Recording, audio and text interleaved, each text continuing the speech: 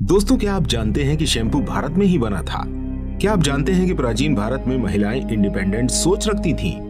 नमस्कार दोस्तों, आप सभी का स्वागत है द हाउस ऑफ फैक्ट्स में। तो आज हम बात करेंगे कुछ अद्भुत प्राचीन भारत तथ्य पर। वीडियो शुरू करने से पहले आप हमारे चैनल को सब्सक्राइब कीजिए और बेल आइकन को दबाइए ताकि जब जब हम वीडियो डालें आपको पता चल जाए। प्राचीन भारत संस्कृति का देश था जो ज्ञान की खोज में विश्वास करता था। नंबर 1, प्राचीन भारत में हुई थी शैम्पू की उत्पत्ति।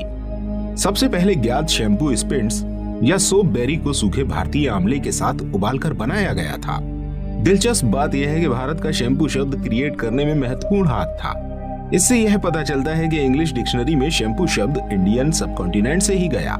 शैम्पू शब्द की उत्पत्ति हिंदी शब्द चंपो से हुई है, जो स्वयं संस्कृत शब्द चपायती से लिया गया है, जिसका अर्थ है शांत करना। नंबर 2, उस समय भी महिलाएं कहीं अधिक इंडिपेंडेंट थी। प्राचीन भारत में महिलाओं को उच्च स्तर की स्वतंत्रता प्राप्त थी। न केवल उन्हें उन विषयों पर चर्चा करने की अनुमति दी गई जो आजकल इनएप्रोप्रिएट माने जाते हैं, बल्कि उन्हें योग्य पुरुषों के समूह में से अपने लिए एक पति चुनने का भी अधिकार था।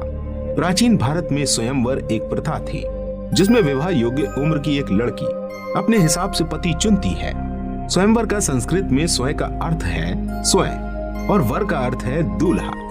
नंबर 3, नेविगेशन की उत्पत्ति भारत में हुई। नेविगेशन की कला भारत में लगभग 6000 साल पहले उत्पन्न हुई थी और इसका उपयोग सिंधु नदी में सेलिंग के लिए किया जाता था।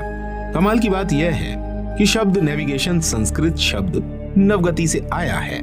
कहा जाता है कि शुरुआती दौर में हिंदू ज्योतिषियों ने उत्तर और पूर्व दिशा को समझने के लिए, नींव रखने के लिए और अन्य धार्मिक समारोहों के लिए चुंबक का इस्तेमाल किया था। हिंदू कंपास एक लोहे की मछली थी जो तेल के बर्तन में तैरती थी और उत्तर की ओर इशारा करती थी।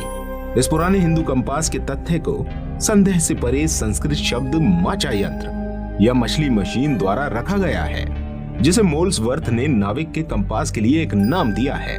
नंबर 4, प्राचीन भारतीय एडवांस टॉयलेट सिस्टम का उपयोग करते थे। लगभग 2800 बीसी में इंडस वैली सिविलाइजेशन द्वारा पहली एडवांस टॉयलेट सिस्टम का उपयोग किया गया था। एक आर्कियोलॉजिकल एविडेंस से ये पता चलता है कि प्रत्येक घर में बहता पानी और एक निजी शौचालय था जो सीवेज सिस्टम से जुड़ा था। हड़प्पा इंडस वैली का एक शहर था। इसके प्रत्येक घर में एक निजी शौचालय था जो बाहर ढकी नालियों से जुड़ा हुआ था। इंडस वैली के आर्किटेक्ट सैनिटरी इंजीनियरिंग विज्ञान के बारे में जानते थे, जो इंडस वैली सभ्यता के बाद खो गया, जिससे खुले में शौच की प्रथा चली, जो दुर्भाग्य से आधुनिक भारत में अभी भी मौजूद है। नंबर 5, पाई के मान की गणना प्राचीन भारत में हुई। बौधायन को 800 बीसी 740 ईसा पूर्व को पाई के मान की खोज करने वाले पहले लोगों में से एक माना जाता है, जिसका उल्लेख उनके सुलभ सूत्र में मिलता है। उनके आधार के अनुसार पाई का अनुमानित मान 3.3 है। बौधायन के सुलभ सूत्र में पाई के कई मान पाए जाते हैं, क्योंकि जब अलग अलग रचनाएं दी जाती हैं तो बौधायन ने सर्कुलर शेप के निर्माण के लिए अलग अलग अनुमानों का इस्तेमाल किया। इसमें से कुछ मूल्य आज पाई के मान के बहुत करीब हैं। एक अन्य महान भारतीय गणितज्ञ आर्यभट्ट ने पाई का सटीक मान 3.1416 निकाला, वह भी उसके काफी वर्ष बाद 499 एडी में। नंबर 6, होमोसेक्सुअलिटी को स्वीकार कर लिया गया था और सेक्सुअल फ्रीडम वर्जित नहीं थी। मेडिवियल और इंडिया के संस्कृत ग्रंथ यह स्पष्ट करते हैं कि समलैंगिक और तीसरा लिंग न केवल उस समय भारतीय समाज में अस्तित्व में थे, बल्कि ये पहचान भी व्यापक रूप से स्वीकार की गई थी।